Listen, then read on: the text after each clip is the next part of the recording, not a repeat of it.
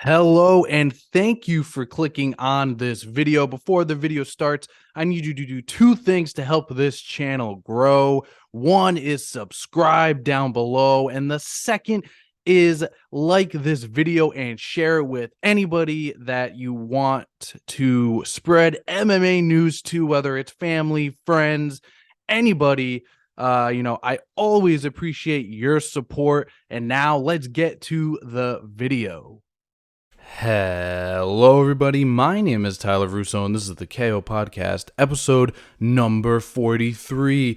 In this episode, I will be reviewing UFC Fight Night Yusuf vs. Barboza.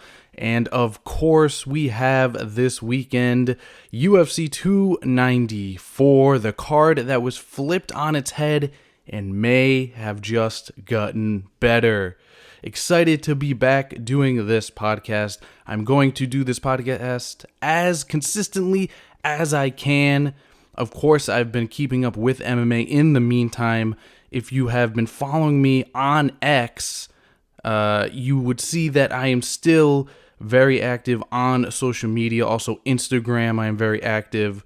But for those of you who do not follow me on social media, you should definitely give me a follow at KO Pod with Ty. That is on X, or you can just look up on any platform, the KO Podcast with Tyler Russo. Now, the moment I've been waiting for. Ring that bell. All right, let's get into UFC Fight Night Yusuf vs. Barboza. We are going to start in the prelims, and I'm just going to share some of my thoughts with each fight. First up, we had a women's strawweight bout. We had Ashley Yoder taking on Emily Ducote, and Emily Ducote wins by decision, and Yoder had nasty gashes on her face. I didn't even notice it until the camera zoomed in while the decision was being read, and Yoder's forehead and just eyebrow area was just cut up. It was brutal. Moving on, we had a bantamweight tilt. We had Chris Gutierrez taking on Atala Heligi. I probably butchered his last name, and I apologize. Chris Gutierrez gets the decision victory. Moving on, we had a women's bantamweight matchup. We had Arena Askleva, I believe that's how you say her name, and Melissa Dixon. And Melissa Dixon fought through so much in this fight. The fight did not start out well for her, but her toughness showed. She was all bloodied up by the end of it, and she came out the victor by decision. She moves to 6-0. Moving on, we had a lightweight bout. We had Terrence McKinney taking on Brandon Maorti, I believe that's how you say his name, Maorti. And Terrence McKinney in 20 seconds gets him out of there. That's classic Terrence McKinney fashion. I mean, this guy has so many first round finishes. It's insane. He has so many sub-minute finishes. It's crazy. Go watch any of his fights and you will be thoroughly entertained. McKinney is always a guy to watch out in this lightweight division. He's been up and down, but I'm still a huge fan of him and his fight style. He's got a great personal story too. So definitely go check out his social media. Seems like a great guy. Moving on, we had a women's bantamweight bout. We had Teria Lisboa taking on Rivera Oliveira, and Tiersa Lisboa, I believe that's how you say her name, gets the decision victory. She moves to 7-2. Now, moving on to the prelim main event, we had Darren the Damage Elkins taking on Downtown TJ Brown. Love both of those nicknames for them. And Darren Elkins, the veteran, gets the third round submission. I gotta say, I did not pick him to win this fight coming in. He has not looked great in his last couple fights, but this submission win just lets us know that he's still got something left in the tank, no matter what we think. Now, moving on to the main card. Kicking off that main card, we had a bantamweight bout. We had Christian Rodriguez taking on Cameron Simon. Both of these guys are bantamweight prospects, and Christian Rodriguez gets the decision victory. Next up on the main card, we had a middleweight bout. We had Andre Petroski taking on Michel Pereira. This is Michel Pereira's middleweight debut. He did not make weight at all, not even relatively close in his last attempt to fight at welterweight. So he is now moved up to middleweight, and he is explosive. He is super strong. Obviously, he was those things in welterweight, but now in middleweight, it just seems like he's a much more better version of himself. He's not cutting down so much. And Andre Petroski is, a very competent fighter in my opinion. He beat Gerald Meerschaert at UFC 292, I believe, the one that was in Boston. I went to that live. An amazing experience. So Michel Pereira, in 1 minute and 6 seconds, he gets it done. Middleweights, look out for this guy.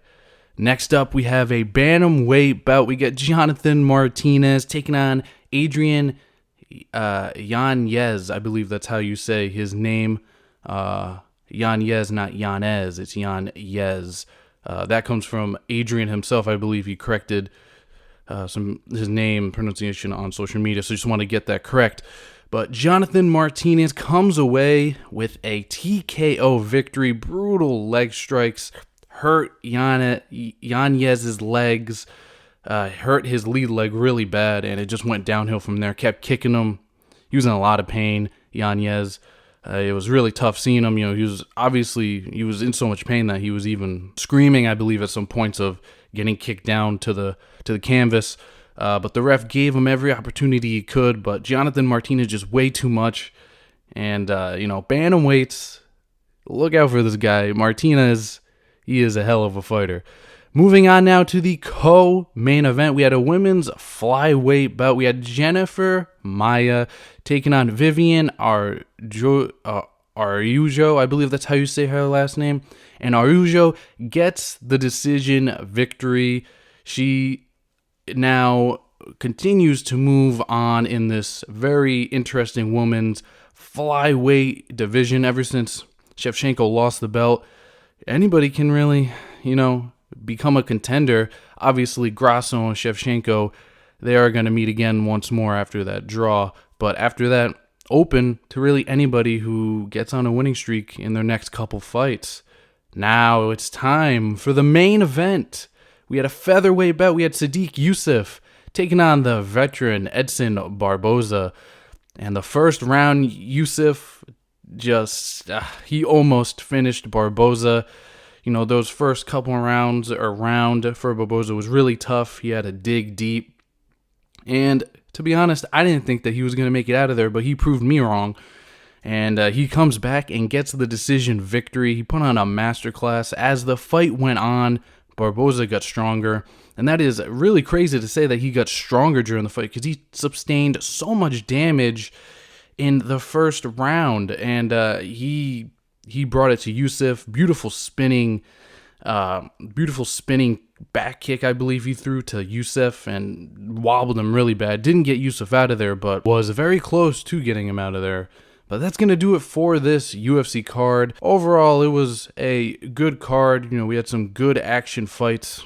Not really any big names on this card. Not too many stakes. But overall, pretty entertaining card. Now, let's get to this weekend's card that has more than enough stakes. UFC 294 takes place on Yas Island, which was Fight Island during the pandemic. Now, of course, we know that this card was supposed to have a different main event and a different co-main event, but unfortunately, two different circumstances caused those matchups to not be able to take place. And really, within 12 to 10 days of this card, scheduled to happen, they didn't have a fighter in the co-main or main event until two badass fighters stepped up and took on a short notice challenge. Of course, the main event was supposed to be Islam Makhachev taking on Charles Oliveira in their rematch. Unfortunately, Charles Oliveira suffered a massive cut to his eyebrow, just wide open, split his eyebrow wide open. Really disgusting picture of it on X that I saw. But yeah, that cut was not going to heal in 10 days. And I believe Dana White said they stitched it on the outside, so it's going to leave scar tissue, unfortunately, for Oliveira. And of course, in the co-main event, we were supposed to have a middleweight bout. We were supposed to have Paulo Costa taking on Khamzat Chimaev. And unfortunately, Paulo Costa had some type of nasty staph infection on his elbow. I think that's what it was. There was like holes in his skin. And he was still trying to fight. It looked like the flesh was going to come off if he hit that too hard. I'll leave it there. So now the two badass fighters that I was talking about, the two men that decided to step up, well, now the new main event is set. We got Islam Makhachev defending his lightweight championship against who other than Alexander Volkanovski, the reigning featherweight champ. This is their second time facing each other. I saw the first fight, an amazing fight.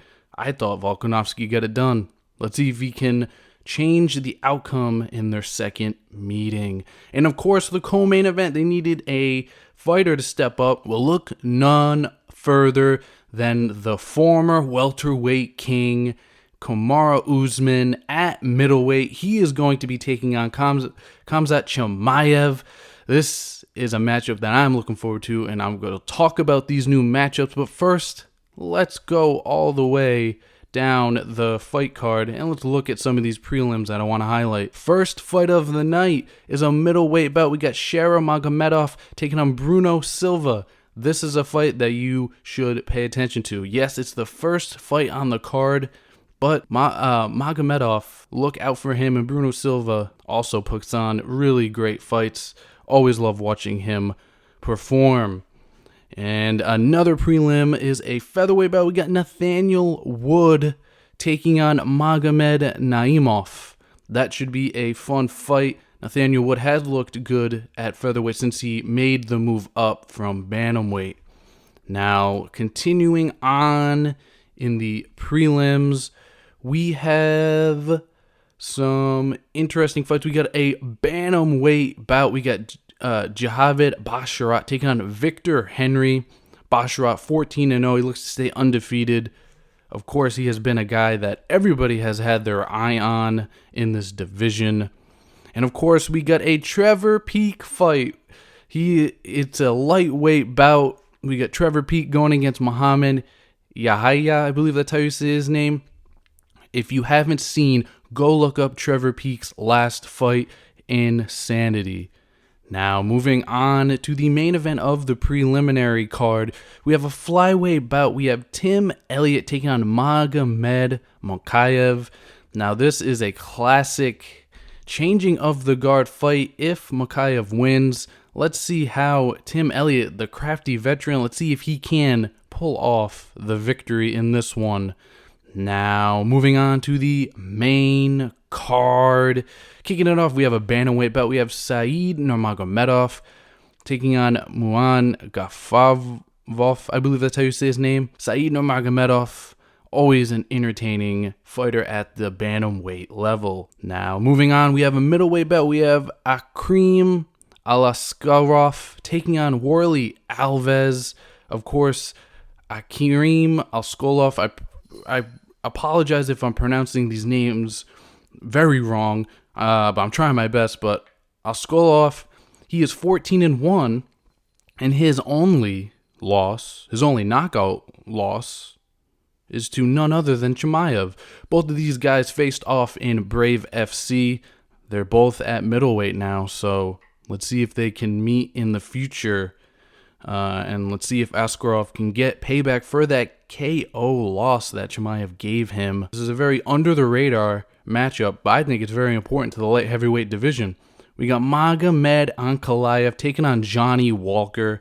Magomed Ankalaev, his last fight was for the light heavyweight title, but unfortunately, he drew with Jan Blachowicz. And I thought that Ankalaev did enough to win that fight. I thought he got robbed. And I just didn't like the decision of a draw. I thought Ankalaev did enough to win on the cards. we flip over to the other side of the octagon, and we got crazy man Johnny Walker. He has been on a win streak of late, and of course, he's Johnny Walker, so he's very unpredictable. He's a knockout artist. He can hurt you in any position at any time. A back fist, a hammer fist. This guy's got power in every punching kick that he throws. Moving on now to the middleweight co-main event. We got the former welterweight king, Kamaru Usman, taking on Khamzat Chimaev. Chimaev, his last fight was not ideal, but it was against Kevin Holland, and it was a very weird card. Just similar to this one, except he didn't cause all the weirdness. Of course, in Chimaev's last fight, he was supposed to face Nate Diaz, missed weight by 8 pounds, and Kevin Holland stepped up, and he faced Kevin Holland on days' notice and ran through him, of course, with high-level grappling. Holland did his best, but you can't really blame him. Chimaev, he had a plan, and he was going to grapple him and submit him, and that's what he did. So, very interesting to see how the wrestling of Usman and Chimaev, how they clash. Is this going to be just a stand-up affair, or are these guys actually going to grapple with each other? I'm excited to find out. And now we have the main event of the evening. We have a lightweight championship bout. We have the champion, Islam Makhachev, taking on the featherweight champion, Alexander Volkanovski, for the second time. And I am so glad that this fight was made. Maybe not the greatest of circumstances for this fight to be made in, but I'm glad that they're going to run it back. It's going to be interesting to see how Volk kind of trains for Makhachev. In about 10 days he had to prep for him. Obviously, they fought before. I'm interested to see if Volkanovski is going to try to finish Makhachev in the first couple of rounds because, as I said, Volk only had 10 days to prepare. So how is his gas tank? Where is his gas tank at? And for Makhachev, is he going to play it safe? Is he going to try to wrestle more with Volkanovski? Because Volk did really well in the wrestling game in their first fight. Or is Islam Makhachev gonna try and stand and bang? He does have underrated striking. His technique is flawless, and when you have perfect technique with throwing your punches, they're gonna land in the right spot, more or less. And he definitely does have punching power and kicking power. So obviously very interested in this main event. We could possibly have a double champ at the end of the night in Volk. So let's see if he can pounce on this opportunity and come away with a huge upset and victory. Now that's gonna wrap it up for UFC 294. Now I just got some other topic that I do want to discuss before I get out of here. After 37 years of putting on boxing fights, Showtime Sports is done. And that includes them broadcasting Bellator. And I've heard Bellator 301, which is their next pay-per-view. That is in 29 days, I believe. That is going to be on YouTube, where they usually put their prelims, but the whole card will be streamed on YouTube. So, yeah, Showtime Sports no longer a thing. It's a sad day. Obviously, I'm pretty young to this sport. I didn't watch too much of Showtime boxing events, but, just a couple weeks ago or last weekend, they had Canelo and Charlo. So, that was probably their last hurrah, and it's sad to see another fight entity go out of business. 37 years and anything is insane. That's ridiculous. My dad definitely has way more memories of Showtime boxing and HBO boxing than I do. Back in the day, he would get all of his pay-per-views on a thing called the Black Box. I believe that's what it was called. So he got all the pay-per-views for free, saw all the Tyson fights for free. But yeah, that was in his heyday. He loved boxing. So learned a lot of boxing history and lore from my dad, and definitely he probably shared a lot of memories with Showtime boxing. I'm just sad for Showtime Sports, the whole department, because now there's a lot of people who don't have jobs anymore, who can't provide for their families. That's the part of businesses shutting down and moving platforms. And sometimes you just forget that there's actually people that work in the offices and work in the production teams every day, cameramen, camera women, editors. And it sucks. It sucks that people are losing their livelihoods, and I just hope that they can find a job that they have a passion for in the same market, if they want to stay in it. But yeah, that's really all I had to say on that. Obviously a big deal in fight news, so I had to get that in here. And that is going to do it for this episode. Thank you for taking the time out of your day to listen.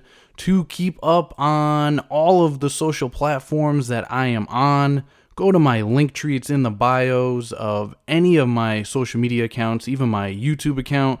Click on that link tree. You'll get directed to all of my pages and all of the content that I do.